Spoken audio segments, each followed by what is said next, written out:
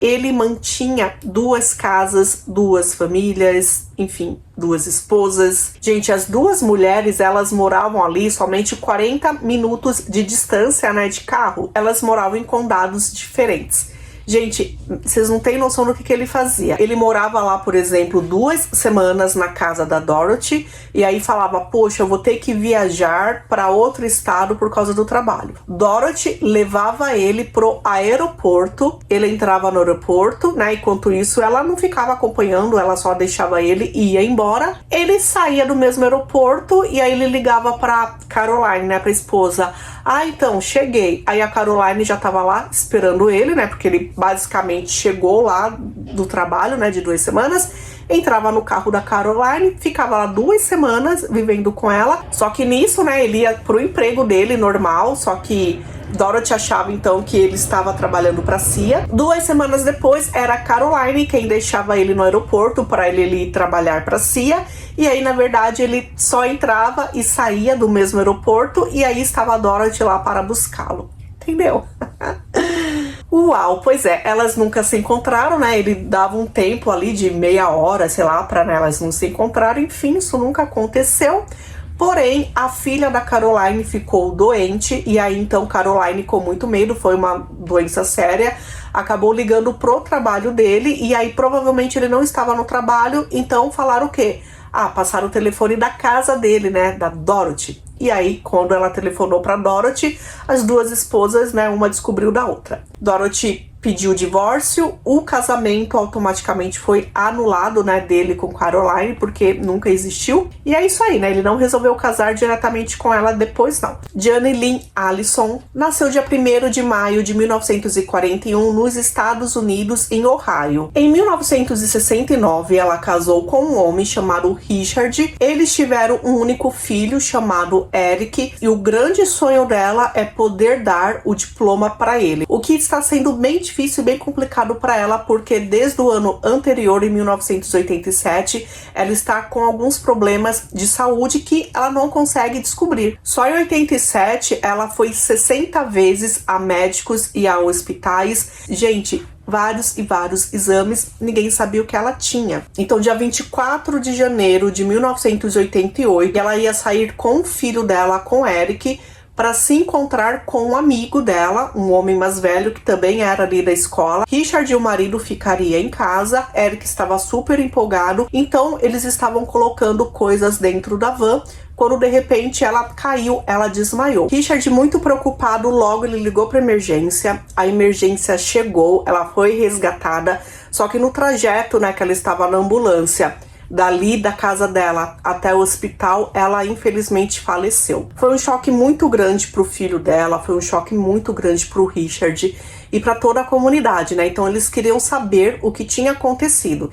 Então, será que finalmente iam descobrir a causa, né, de toda aquela dor que ela passou ali no último ano? Richard e Eric iam fazer o possível para que isso fosse descoberto. Então, fizeram a necropsia e, gente, olha só, não descobriram nada. Tanto que a causa da morte ali no atestado de óbito foi causa desconhecida. A morte da Janet não foi suspeita, eles não estavam considerando nenhum tipo de crime. Só que realmente, né, era um mistério, né? O que aconteceu com ela? Bom, tinha uma mulher, essa mulher não tinha contato direto com ela, porém essa mulher, ela entrou em contato com os investigadores e disse, olha, eu acho que não foi natural não, eu acho que alguém tentou e conseguiu tirar a vida dela. Essa mulher que ligou para os investigadores se chama Dorothy Boyer e ela já tinha sido casada com Richard. Ela foi a primeira esposa do Richard.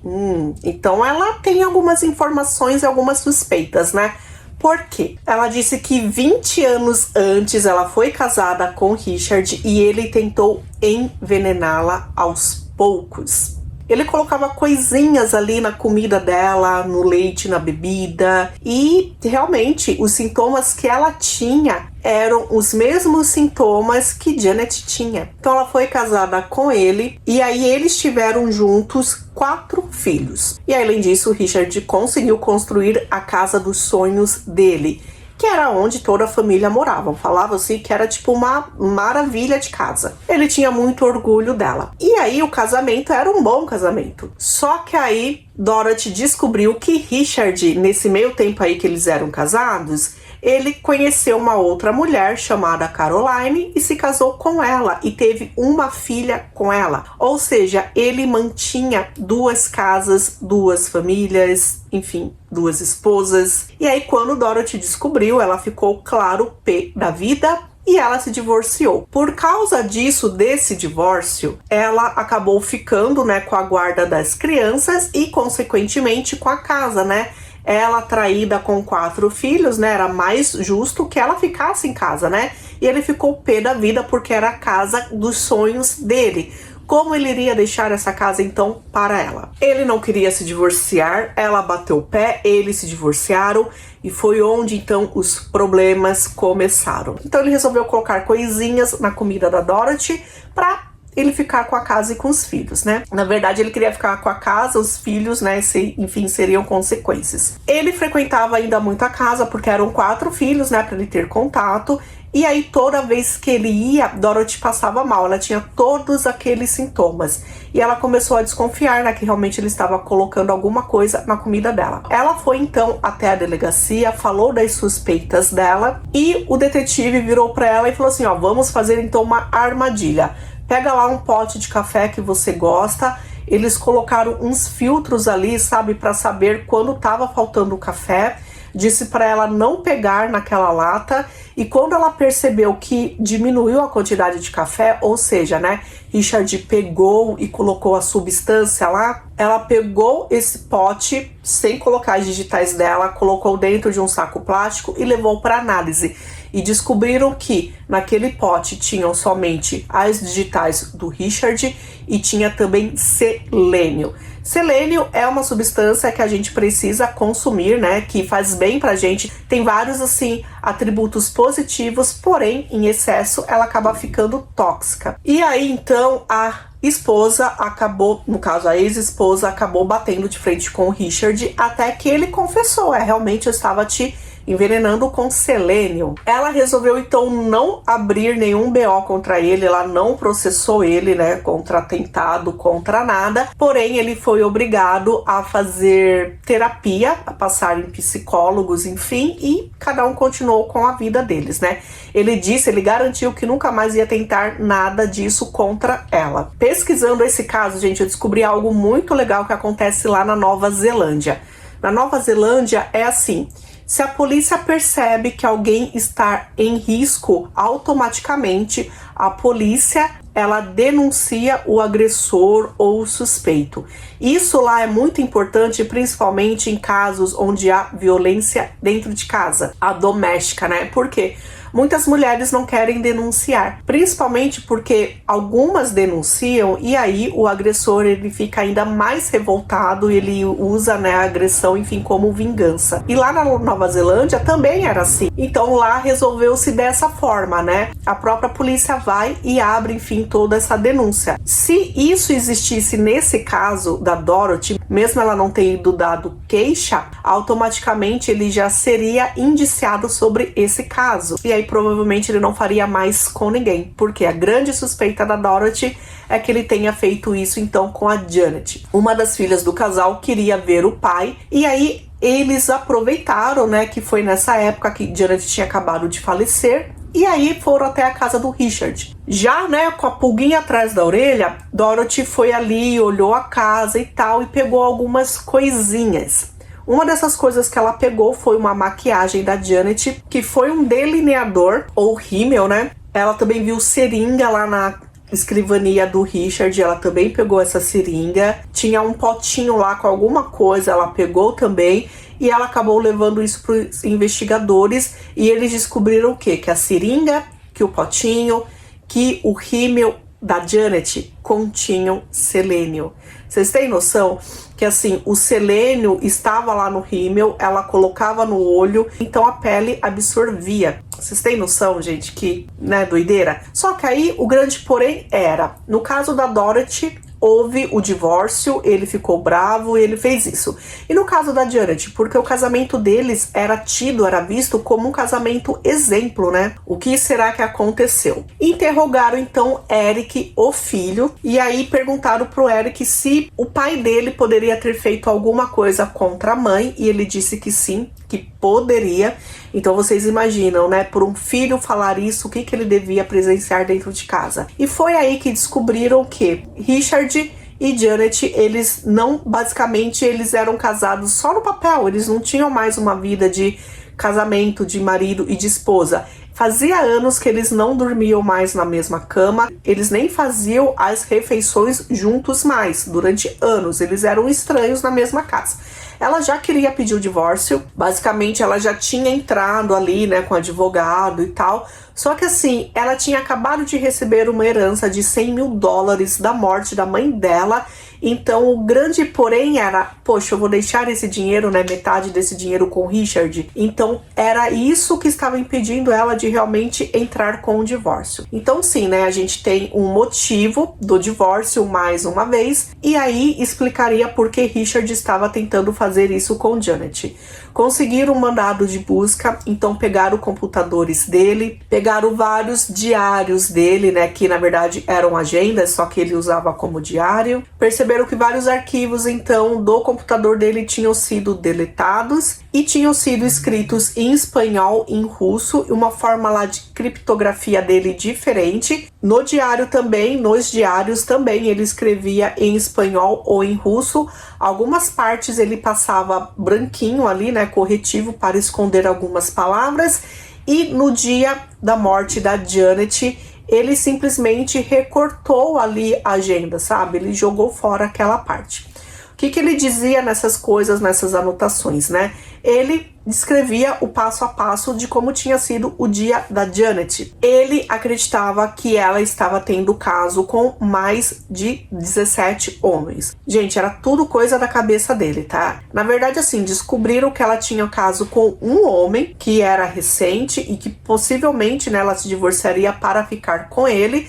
Só que na cabeça do Richard eram 17 homens. E aí era um ódio que ele tinha dela. Gente, ele xingava ela de várias coisas. Ele também escreveu que ele ia resolver essa situação aí do casamento deles definitivamente. Então sim, foi claro, ficou nítido que ele odiava Janet, então ele poderia sim fazer alguma coisa contra ela. Os detetives então que iriam fazer uma exumação no corpo dela para verificar ali se havia selênio no corpo dela. Só que o porém, né, gente, ela tinha sido cremada, então não tinha corpo ali para fazer exumação. Só que como foi feita a necropsia nela, tinham, né, várias coisas que davam para ser reexaminadas. Então um perito, ele examinou a substância, né, que tinha lá no corpo dela, também no estômago, descobriu que não tinha selênio nela. Então, selênio não tinha no corpo dela. Porém, tinha cianeto. Ele disse que no momento que ele abriu, né, a substância, ele já sentiu um cheiro de como se fosse uma amêndoa,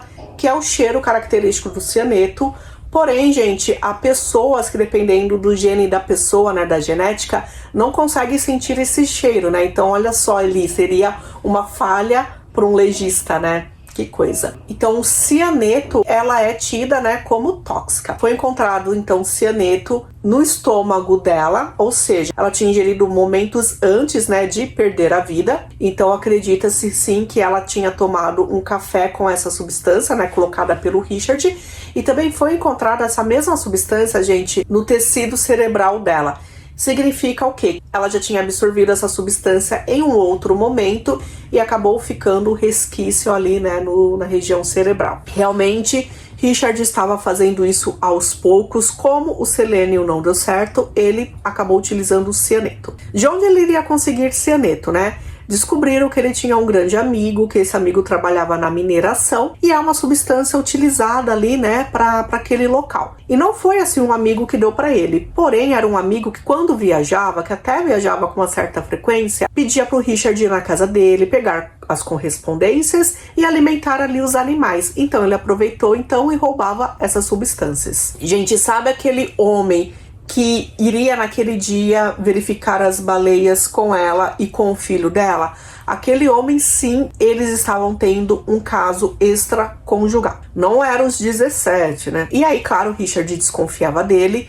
Gente, um ano antes, Richard, isso foi descoberto nos diários, Richard tinha escrito um monte de cartas falando que ela estava tendo um caso com um funcionário lá da escola e colocou ali nos vidros dos carros de todo mundo que trabalhava ali na escola, da comunidade. Todo mundo viu aquilo e ela ficou arrasada, né? E ela não sabia quem tinha feito aquilo, né? Aquela maldade com ela. Vocês imaginam, né, na década de 80, né, tipo uma mulher casada tendo um caso com alguém da escola, então, nossa, as pessoas realmente iriam falar, iria ser bem chocante. Então, alguns anos depois, finalmente, no dia 1º de outubro de 1991, sendo que o que aconteceu com ela foi em janeiro de 1988, conseguiram indiciar então o Robert por ter tirado a vida da esposa. O julgamento aconteceu no ano seguinte, começou dia 9 de junho de 1992. Nessa época, Richard já estava casado, era a 4ª esposa dele. Ele se dizia inocente, porém, né, gente, quando chegou a vez dele de ir lá no banco das testemunhas,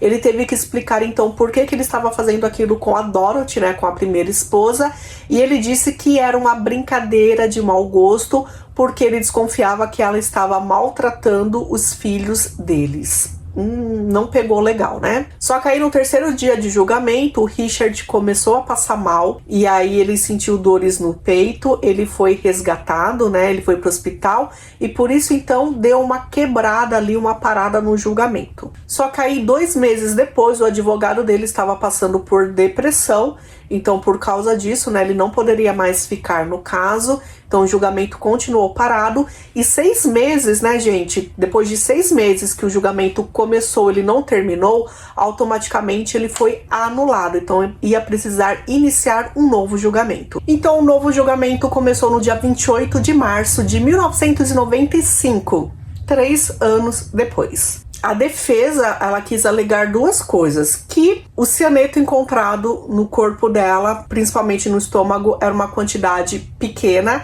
então isso não sugeria envenenamento, o que depois, né, o médico legista da acusação disse que por ser pouca quantidade é porque ela já tinha absorvido aquilo, né, então justifica a pouca quantidade. E também quiseram falar que todos os medicamentos que ela usava, que ela utilizava, sei lá, mais de 30 substâncias diferentes, né, porque eram tantas dores que ela sentia, né, um daqueles medicamentos poderiam então depois no organismo gerar cianeto. Porém, foram feitos testes com todos esses medicamentos que ela utilizava e nenhum deles, depois do metabolismo de passar no organismo, virava cianeto. Depois de tudo isso exposto, né, no tribunal, ele foi considerado culpado de 1º grau, totalmente premeditado, e ele recebeu a pena de prisão perpétua sem direito a condicional. Ele sempre disse ser um homem inocente, ele continuou dizendo isso, a última esposa dele, né, a 4ª esposa também, e, gente, ele disse isso até no momento da morte dele. Ele faleceu em 2009, aos 81 anos de idade, ele estava sofrendo de demência, tanto que ele não estava mais nem preso, né, numa prisão, ele estava nesse momento em um hospício da Califórnia, né, por causa, né, do grau de demência dele, também por causa de complicações de diabetes. Foi um caso, assim, bem chocante, bem...